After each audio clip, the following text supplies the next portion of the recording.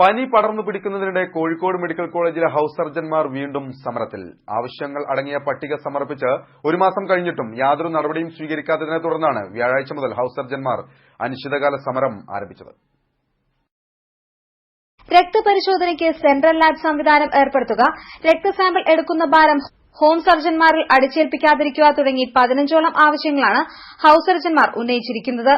ഇത് സംബന്ധിച്ച് പട്ടിക സമർപ്പിച്ച് ഒരു മാസം കഴിഞ്ഞിട്ടും അതിൽ ഒന്നുപോലും ഫലപ്രദമായി നടപ്പിലാക്കിയില്ലെന്നാരോപിച്ചാണ് കോഴിക്കോട് മെഡിക്കൽ കോളേജിലെ ഹൌസ് സർജൻമാർ വ്യാഴാഴ്ച മുതൽ അനിശ്ചിതകാല സമരം ആരംഭിച്ചിരിക്കുന്നത്. വാർഡുകളിലെ രക്തസാമ്പിൾ എടുക്കാൻ മൊബൈൽ യൂണിറ്റ് സംവിധാനം ഏർപ്പെടുത്തിയെങ്കിലും ഇത് 3 ദിവസം മാത്രമാണ് പ്രവർത്തിച്ചതെന്നും സെൻട്രൽ ലാബ് പ്രവർത്തനം തുടങ്ങിയെങ്കിലും ഒപി ബ്ലോക്കിലെ ലാബ് മുകൾ നിലയിലേക്ക് മാറ്റുക മാത്രമാണ് ഉണ്ടായതെന്നും ഇവർ പറഞ്ഞു. ഈ സാഹചര്യത്തിലാണ് സമരം പ്രഖ്യാപിച്ച് പ്രതിഷേധമറിയിക്കാൻ ഹൌസ് സർജൻമാർ തീരുമാനമെടുത്തിരിക്കുന്നത്. എന്നാൽ ഹൌസ് സർജൻമാരുമായി നടത്തിയ ചർച്ചയിൽ തീരുമാനിച്ച കാര്യങ്ങളൊക്കെ നടപ്പാക്കിയെന്നും ഇപ്പോൾ നടക്കുന്ന സമരം അനാവശ്യവും അനവസരത്തിലുള്ളതാണെന്നും പ്രിൻസിപ്പൽ പറഞ്ഞു. News bureau, Kozhikode.